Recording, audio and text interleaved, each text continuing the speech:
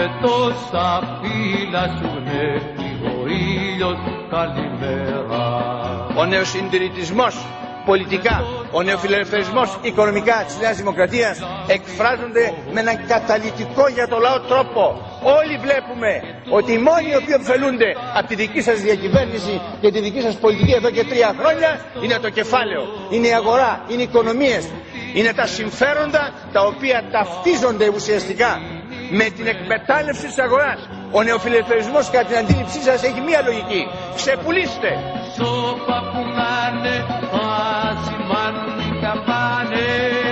Δώστε λεφτά, κέρδη στους πλουσίους, στις μεγάλες επιχειρήσεις, διότι έτσι θα πάει η χώρα μπροστά. Το λέει ο ίδιος ο Πρωθυπουργός αυτό το αξίωμα.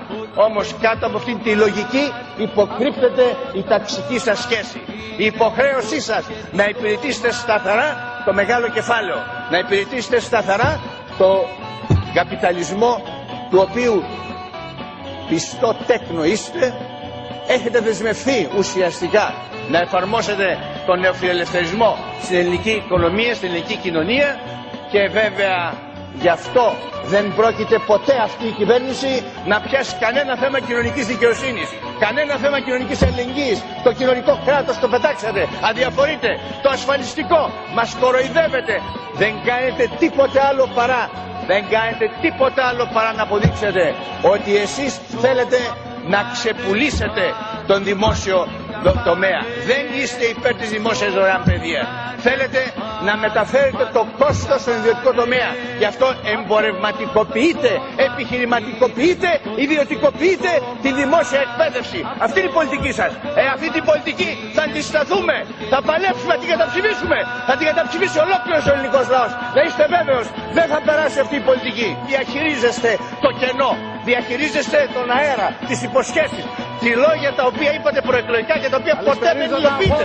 Βόδια, μοσχάρια, Καραμαλαίος και Παπανδρέους δεν θέλατε. Να, πάρτε την εξίσωση συντάξεων και εσείς, κυράδες μου.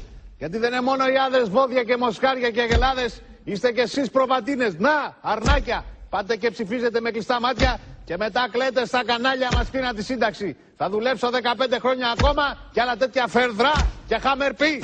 150 χρόνια για να δουλέψετε, να τιμωρηθείτε. Έτσι που στηρίζετε Καραμαλαίους και Παπανδρέους.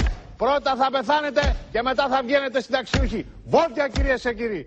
Και κλαίτε που καθυλώνονται οι συντάξεις. Μιλάτε για κεφαλικό φόρο και άλλα καραγκιόζηλίκια. Ού να μου χαθείτε. Να, βρωμερά υποκείμενα. Χαλαζίας, κρυθαράκι στα μάτια να πάτε σαν τους Κρήτονες. Τυχεροί είστε που δεν φορολογούν τη μαλακία που σας δένει. Βλαμεναρέοι και λιθαρέοι. Τι περιμένετε δηλαδή, ρε μοσχαροκεφαλές, να σας δώσουν λεφτά, να σας φτιάξουν τη ζωή? Ποιος, μωρέ? Τα καθιζήματα, η μούργα, η σαπίλα, η σαβούρα που σας κυβερνάει, τα σαράκια. Θα σας αφήσουν να πάτε να ψοφίζετε σαν τα σκυλιά. Μας και καθαρίσει ο τόπος.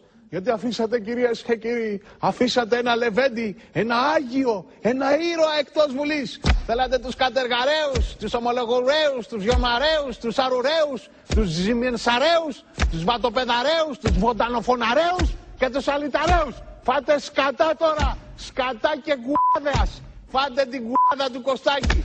Αυτός θέλει τεστ κοπόσεως και εσείς τεστ, θα το έλεγα τώρα, θα έβαζα μπιπ. Τεστ μαλακίας χρειάζεστε, θα έλεγα. Βόδια και αγελάδες.